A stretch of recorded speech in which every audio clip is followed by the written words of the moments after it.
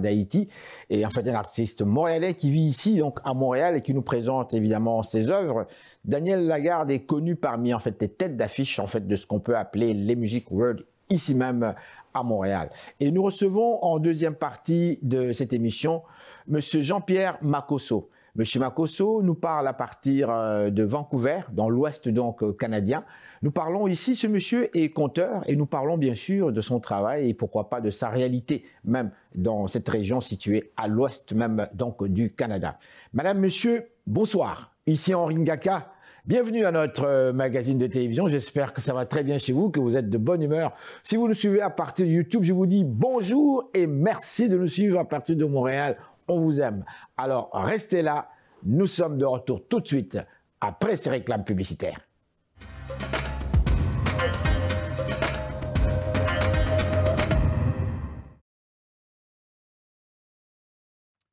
On poursuit avec une autre pièce. La prochaine pièce, c'est une composition de Toto Larac, que voici, qui s'appelle « Non au racisme ».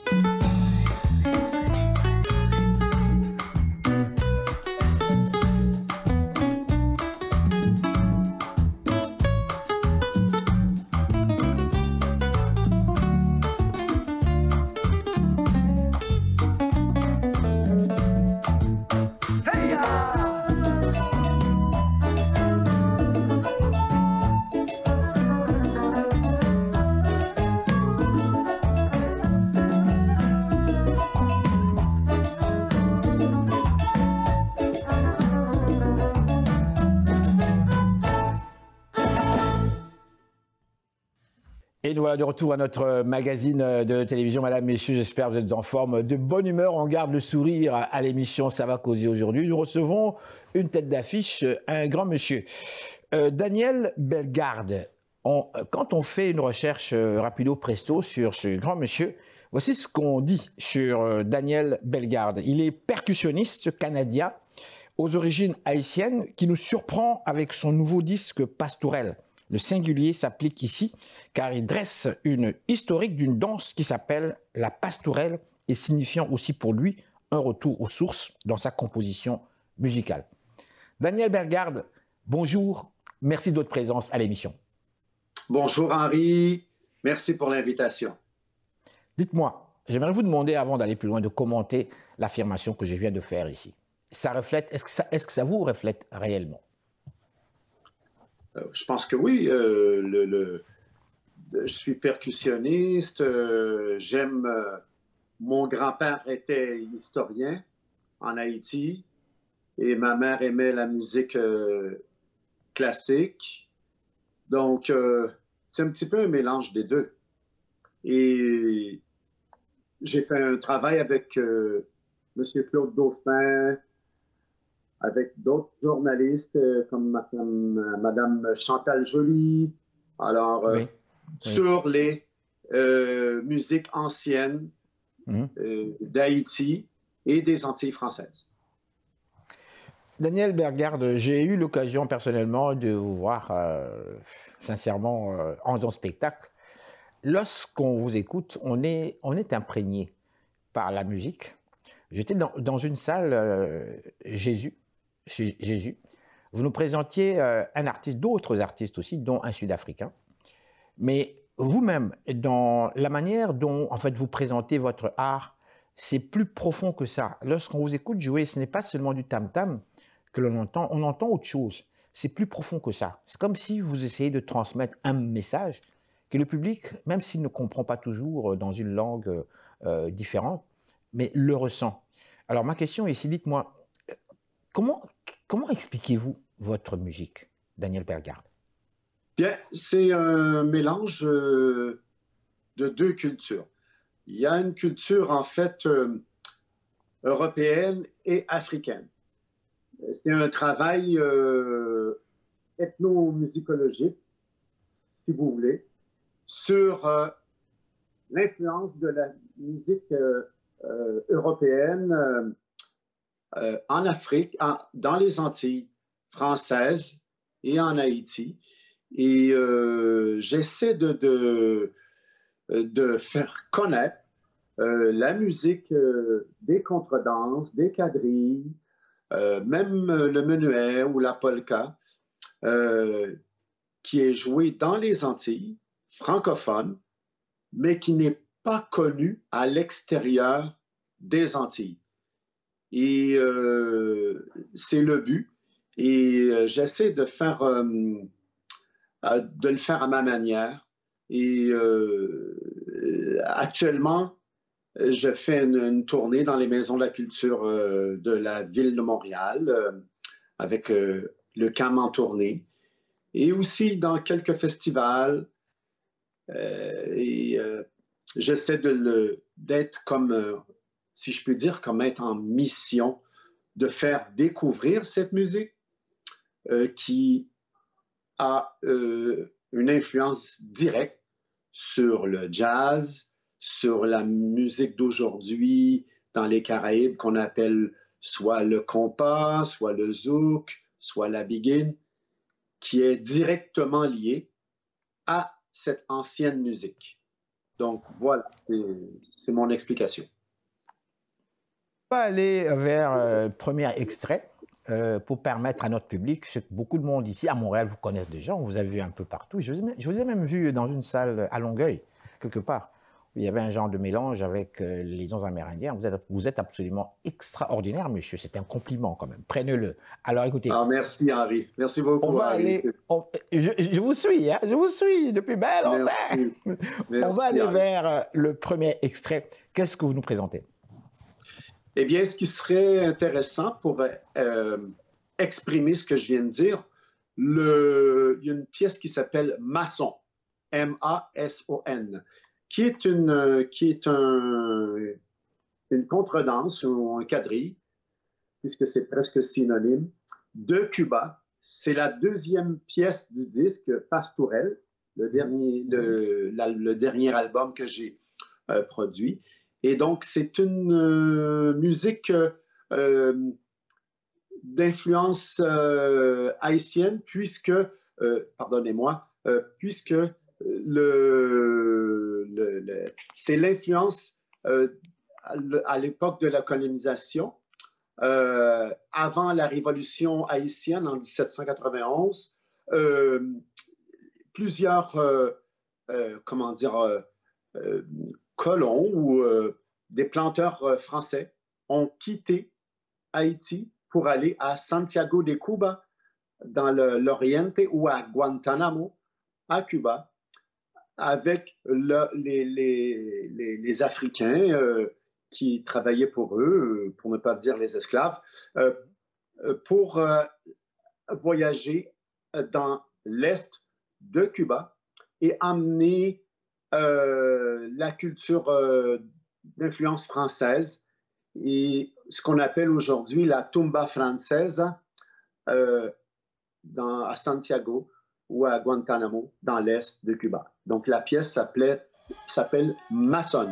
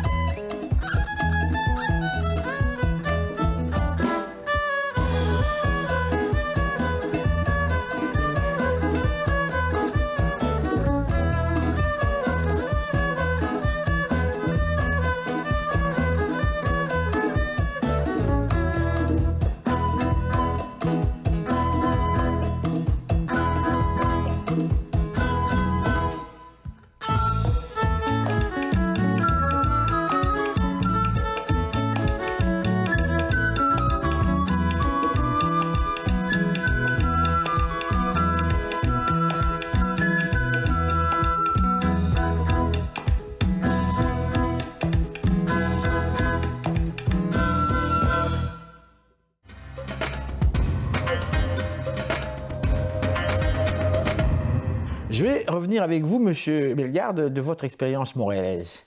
Montréal, comment ça se passe pour vous, Montréal? Eh bien, Montréal a beaucoup évolué pour les musiques, ce qu'on appelle les musiques du monde. La musique, elle a évolué dans le sens que les façons, le profil, le marché est différent. Et la manière de travailler est différente aussi. Ce qui fait que c'est très intéressant dans le sens qu'il y a beaucoup plus d'artistes provenant, par exemple, de l'Afrique, de l'Asie, de l'Europe. Donc, le changement est très intéressant. Ensuite, au niveau, par contre, il y a une saturation, ce qui est un petit peu difficile, mais la qualité est meilleure. Donc, Ce que vous dites saturation, que voulez-vous dire par là, saturation? Il y a beaucoup d'offres et peu de demandes.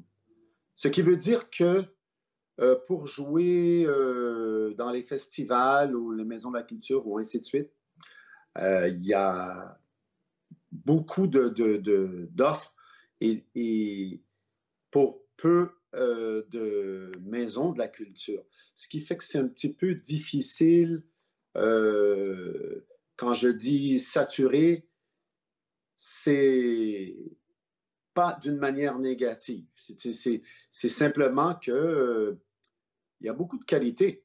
Donc, ce qui fait qu'il y a moins de travail comme tel pour les artistes. Il faut nécessairement jouer à l'extérieur de Montréal. Ça, et puis aussi le paysage culturel du Québec, particulièrement à Montréal, a changé au niveau, ce qu'on dit en anglais, venue, les endroits pour jouer, hormis les maisons de la culture, il y a beaucoup moins d'endroits qu'autrefois. Par exemple, il y avait des endroits mythiques comme le Rising Sun, le Soleil levant, de M. Doudou Boissel. Doudou Boissel, oui. Oui, et donc, il y avait plusieurs endroits qui étaient quand même intéressants pour la possibilité de faire des spectacles. Donc, il y a un petit souci de ce côté. Mais par contre, au niveau, je crois qu'au niveau de la qualité de la musique, la qualité de musique est supérieure. Bien entendu, je veux juste signaler un truc, c'est que aujourd'hui, l'image est très importante. Donc, il y a du pour, il y a du contre. Donc, ce qui veut dire que pour bien fonctionner, il faut avoir des vidéos, ainsi de suite. Ce qui fait que au détriment de la musique. Donc, pas dans tous les secteurs, mais moi, c'est ma perception. Voilà. D'accord. Aujourd'hui, on peut constater quand même par le passé, je pars, disons, des années 90, même je dirais 89, je vais descendre même un peu plus bas, 87, on parlait si peu des musiques du monde. Que ce soit, en fait, je prends les grandes chaînes de télévision et autres, l'on présentait très très peu les musiques du monde que l'on qualifiait pratiquement de folklore.